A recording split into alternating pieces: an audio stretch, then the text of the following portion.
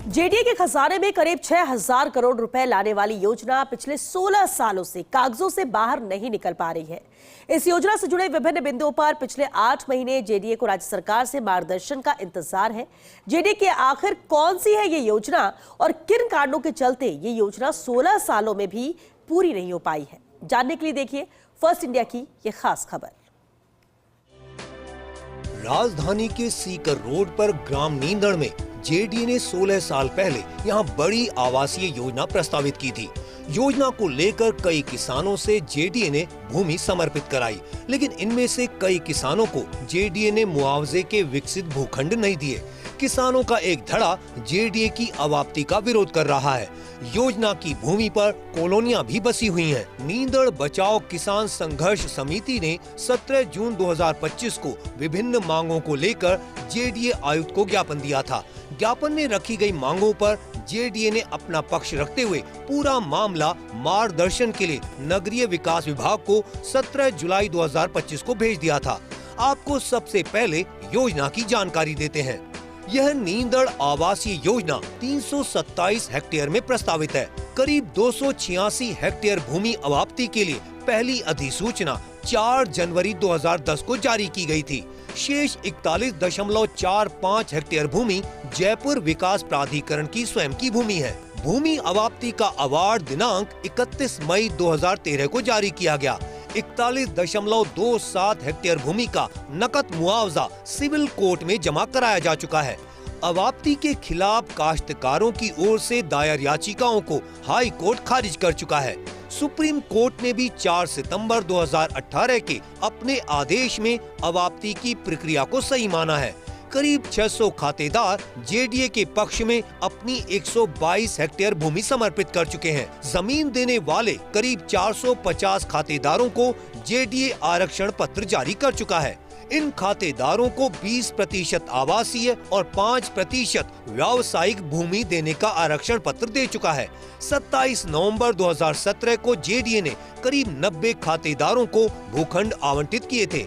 किसानों की मांग है कि हम अपनी जमीन दे चुके हैं, हमारे पास रहने के लिए कोई जमीन नहीं बची है। ऐसे में मकान बनाने के लिए जेडीए ने लॉटरी के माध्यम से भूखंडों का आवंटन किया था, लेकिन पूरा 25% विकसित भूखंड का मुआवजा नहीं दिया गया था।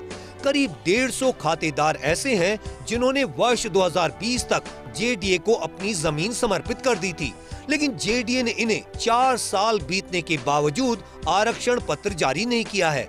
इस तरह करीब 600 खातेदार या किसान योजना के लिए अपनी जमीन दे चुके हैं, लेकिन जेडीए ने इन्हें विकसित भूखंड का पूरा मुआवजा अब तक नहीं दिया है। जेडीए ने 1 जनवरी 2020 को यहां काम शुरू किया था, लेकिन किसानों के एक धड़े ने अधिक मुआवजे की मांग को लेकर आंदोलन शुरू कर दिया। अतिरिक्त मुख्य सचिव नगरीय विकास विभाग आलोक गुप्ता ने हाल ही में जेडीए की पहली समीक्षा बैठक ली थी। बैठक में जेडीए की ओर से नींदड़ आवासीय योजना के मामले पर भी चर्चा हुई थी। जेडीए आयुक्त सिद्धार्थ महाजन ने विभाग से जल्द मार्गदर्शन भेजने की मांग की।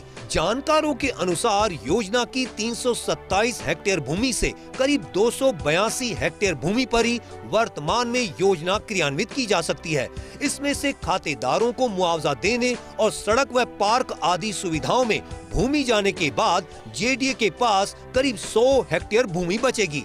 इस भूमि के निस्तारण से जेडीए अधिकारियों को उम्मीद है कि करीब 6,000 करोड़ रुपए का राजस्व मिल सकता है, लेकिन योजना को मूर्त रूप देने के लिए जेडीए को नगरीय विकास विभाग के मार्गदर्शन का इंतजार है। जेडीए ने किन बिंदुओं पर क्या मार्गदर्शन मांगा है और इन पर जेडीए का क्या पक्ष है?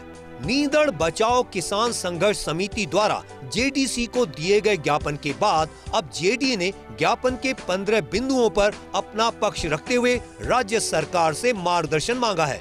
समिति की ओर से मांग की गई है कि योजना का सर्वे किसानों की मौजूदगी में कराया जाए और उन्हें प्रचलित दरों के अनुसार मुआवजा दिया जाए।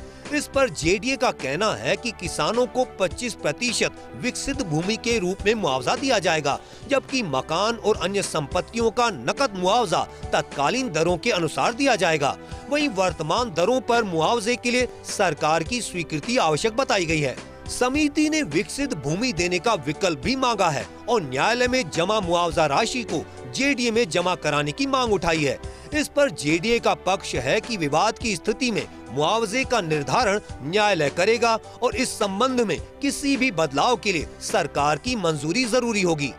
इसके साथ ही समिति ने 25% आवासीय और 10% व्यावसायिक भूमि विशेष रूप से 200 फीट रोड पर देने की मांग रखी है। जेडीए का कहना है कि भूमि अवाप्ति अधिनियम में 35% विकसित भूमि देने का कोई प्रावधान नहीं है और पूर्व अवार्ड के अनुसार अधिकतम 25% भूमि ही दी जा सकती है। जिन खातेदारों की जमीन 200 फीट रोड पर आ रही है उन्हें वहीं व्यावसायिक भूखंड दिए जाएंगे, जबकि अन्य को निकटतम चौड़ी सड़क पर भूखंड आवंटित किए जाएंगे। समिति ने पेड़ पौधों, नलकूपों, पाइपलाइन, पानी की होद और मकानों का मुआवजा वर्तमान दरों पर देने की मांग भी रखी है। इस पर जेडीए का कहना है कि मुआवजा तत्कालीन दरों के अनुसार ही दिया जाएगा और वर्तमान दरों के लिए सरकार की स्वीकृति आवश्यक होगी। इसके अलावा जिन किसानों की आबादी भूमि अवाप्ति में आ रही है उन्हें आधी भूमि मुआवजे के रूप में देने की मांग पर भी जेडीए ने राज्य सरकार से मार्गदर्शन मांगा है। समिति ने मुआवजे में दिए जाने वाले भूखंडों पर किसी प्रकार का शुल्क नहीं लेने की मांग की है, लेकिन जेडीए का कहना है कि बीएसयूपी शुल्क, भवन निर्माण अनुमति शुल्क और अन्य अमानत राशि लेना नियमों के तहत अनिवार्य है और इनमें छूट के लिए सरकार की मंजूरी जरूरी होगी। वहीं किसानों के मकानों को यथासंभव नहीं तोड़े जाने की मांग पर जेडीए ने कहा है कि न्यूनतम मकान ही तोड़े जाएंगे और इसके लिए योजना मानचित्र में संशोधन किया जाएगा। किसानों ने मौके पर कैंप लगाकर मुआवजे के भूखंडों के आवंटन पत्र और पट्टे देने की मांग की है, जिस पर जेडीए ने सहमति जताते हुए कहा है कि यह प्रक्रिया कैंप के माध्यम से ही पूरी की जाएगी। हालांकि स्थान को लेकर विचार किया जाएगा। इसके साथ ही योजना क्षेत्र में बसी कॉलोनियों के नियमन की मांग पर जेडीए का कहना है कि इस मामले में भी राज्य सरकार के मार्गदर्शन की आवश्यकता है। पिछले 16 सालों में भी जेडीए की नीदड़ योजना पूरी नहीं हो पाई है। ये योजना अगर विकसित होती है तो जेडीए के खजाने में 6000 करोड़ रुपए आ सकते हैं। कैमरा पर्सन संजय सिंह राजपूत के साथ Abhishek Srivastava, first India news, Jaipur.